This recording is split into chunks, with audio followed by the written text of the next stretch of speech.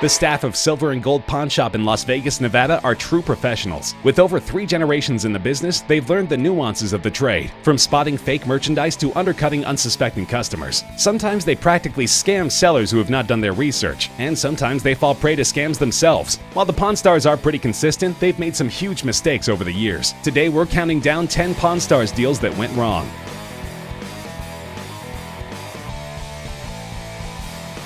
Rick Harrison is an industry veteran when it comes to making deals and vetting potentially counterfeit goods. Any Pawn Stars fan knows that he rarely makes mistakes. But in 2012, someone offered him a book so tempting he simply had to take the risk without any further research. The book in question was a vintage copy of Say It Ain't So Joe, a biography of the legendary baseball player Shoeless Joe Jackson. Shoeless Joe was one of the greatest baseball players in history, but was banned from the MLB for fixing the 1919 World Series. Joe Jackson was a huge figure in sports, but what added an immense value to the book were the pair of signatures on the front cover. Because Joe Jackson was illiterate, his wife signed most of his autographs for him, but on rare occasions he would attempt to sign an autograph himself, thus explaining the 2 signatures in Say It Ain't So Joe. In Rick Harrison's own words, it is the most valuable signature in sports. So when he saw the book and certificate of authenticity, he had to take the gamble for $13,000. Unfortunately, the signatures turned out to be forged, and Harrison had to break the bad news to Old Man. When they brought the book to their vintage books expert, they realized there was only one verified Joe Jackson signature in the whole world. For Harrison, it was just too good to be true. Turns out the Gold and Silver Pawn Shop had another run-in with inauthentic baseball merchandise. Later in 2012, a patron came into the shop with a game-worn Willie Mays San Francisco Giants uniform from 1961. Mays is one of the most talented baseball players of all time. He played almost his entire 22-season career with the Giants, finishing with 660 career home runs. Because he played before the proliferation of performance-enhancing drugs, some have speculated that Mays was the greatest player ever to grace the diamond. So of course, Corey was understandably excited to see the jersey in his shop, but the red flags were there from the beginning. As Chum Lee pointed out, the jersey did not look game-worn. It was in perfect condition, which would not account for the grass and dirt stains that Mays would certainly accumulate over the course of a game. Beyond this, the seller had no identification documents, stating that the shirt was a family heirloom and needed no documentation. Despite Chum Lee's warnings, Corey went ahead with the deal, paying a whopping $31,000 for the unauthenticated jersey. Gold and Silver soon realized their mistake, however. Not only was the jersey not game-worn, it didn't even belong to Willie Mays. The pawn shop was finally able to unload the jersey for $19,000 at an auction, taking a massive hit.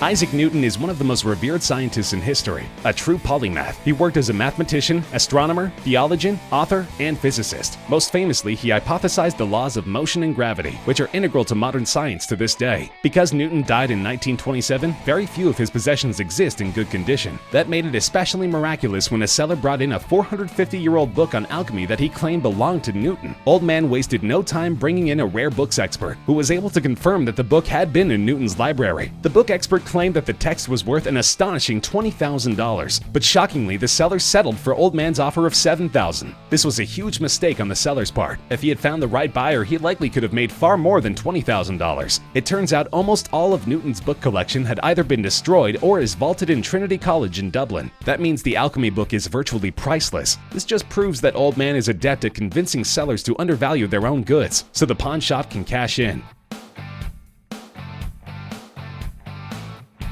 Colt began manufacturing its .45 caliber pistol in 1872 and became standard issue in the United States military in 1892. It's one of the most instantly recognizable guns in the world, and though Colt has tried to discontinue it twice in the last 150 years, it was immediately brought back by popular demand. Their Peacemaker model has been dubbed the gun that won the West because it is irrevocably associated with the settlement of the American West. So of course Rick was excited when a seller brought a vintage 1890s Colt .45 into his shop. Not only was the pistol in good condition, it also had the engraving of Justice of the Peace J.P. Coles. Such an engraving was rare at the time of production and implied the high status of its owner. To seal the deal, Silver and Gold Pawn brought in an arms expert to verify the authenticity of the gun, which he quickly did. The arms expert postulated that the Colt was worth $8,500, but Rick quickly undercut him with a $3,000 offer after the seller naively admitted that he had bought it for $25. While the seller still made a good profit, vintage Colts often sell for up to $42,000, so he ultimately gave up a huge payday.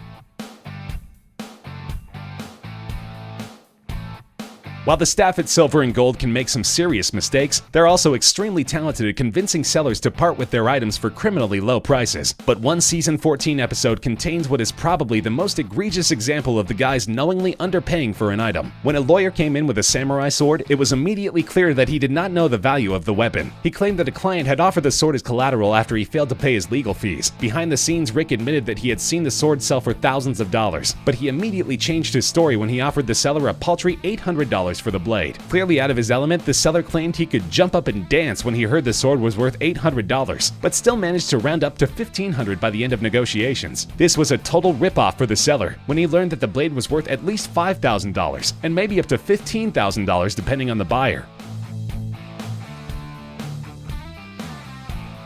The Godfather is one of the most iconic movies of all time. The 1972 crime drama grossed more than $286 million, established Marlon Brando as one of history's greatest actors, and launched the career of Al Pacino. Both Pacino and his breakout film grew in popularity over the years, so when a seller came into Silver and Gold with an original Godfather script signed by Pacino, she certainly had the pawn shop's attention. Of course, autographs are easy to forge, so they brought in a handwriting expert to verify its veracity. The leather-bound screenplay was indeed an original, and the signature passed the expert's vetting process. As he left the store, he suggested a retail price of between $1,000 and $2,000, so the seller was understandably upset when Rick offered her a measly $500. She walked out on the spot and later found out she had made the right decision. Later that year, the seller was able to auction the book for an impressive $12,000. But there was one final twist in this transaction gone wrong. When Godfather producer Al Ruddy got wind of the auction, he stepped forward to say that he was the Al who signed the script, making the Pawn Stars' valuation wrong for an entirely different reason, and leaving their handwriting expert looking pretty unprofessional. Old Man is notoriously tight-fisted, and sometimes he'll offer a seller a ridiculously low offer in the hopes that they won't know the value of their own goods. In this particular case, he offered an almost insulting price for a baseball signed by every one of the 1951 Yankees team, who went on to win the World Series that year. This year was made even more special by the fact that it was Joe DiMaggio's last season with the Yankees, and Mickey Mantle's first. Never again would these baseball greats don the same uniform, and very few items exist with both of their signatures. After the seller's opening offer of $3,000, Old Man almost seemed to take pleasure in lowering his offering price to a measly $800. Clearly, the piece of baseball history was worth much more, so the seller stormed out, and rightfully so. Though it depends on the buyer, a signed 1951 Yankees baseball could easily fetch between $5,000 and $7,000 at auction. Diamonds have been valued in human civilization for thousands of years. Before their association with jewelry, they were invaluable as engraving tools because they were stronger and sharper than any other substance. So like silver, gold, and other precious stones, a diamond's value is pretty stable. They don't depend on a buyer with a specific niche interest and are therefore a safe gamble from the perspective of Silver and Gold Pawn Shop. With that said, diamonds have been a huge liability for the Pawn Stars in the past. The first instance came when Rick was offered an exquisite pair of diamond earrings in 2010. The diamonds were real, set in gold, and even had a receipt of purchase. So it was entirely logical of Rick to fork over $40,000 for the amazing pieces of jewelry. Only there was one problem. The earrings were stolen, and the certificate was forged. The police soon showed up at the shop and returned the earrings to the rightful owner. While the seller was languishing in jail, Rick had to swallow the $40,000 loss, enough to sink a smaller shop. Old Man also claims to have had his fair share of problems with diamonds. He said that in the 80s and 90s, a new substance called cubic zirconia began to circulate in the market. It was almost identical to diamond, and Old Man says he lost almost $30,000 to it over the years.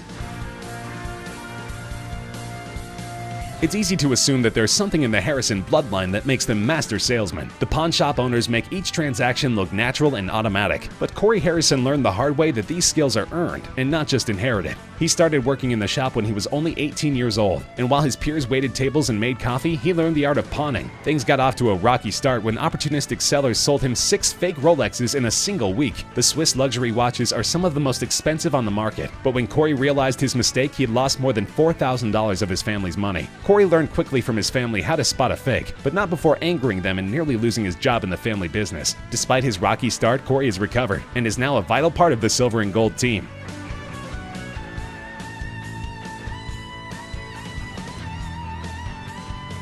Most of Silver and Gold's transactions take place right in the shop, but when they're struggling to find a buyer, they sometimes turn to auction houses to make a profit. Of course, this is a gamble because they have no control over the final price of the items. In one Season 5 episode, Rick made one of the biggest mistakes in the show's history. At the shop, he was struggling to sell a vintage 1940s Indian motorcycle and an old guitar belonging to Vic Flick, who most famously recorded the instrumental theme to James Bond. With a little patience, Rick could have sold these items for tens of thousands of dollars, but he foolishly brought them to auction. Along with a few more items, the motorcycle and guitar auctioned poorly, ultimately losing the pawn shop more than $100,000 in a single day. This probably stands as Rick's single lowest moment in the show's history.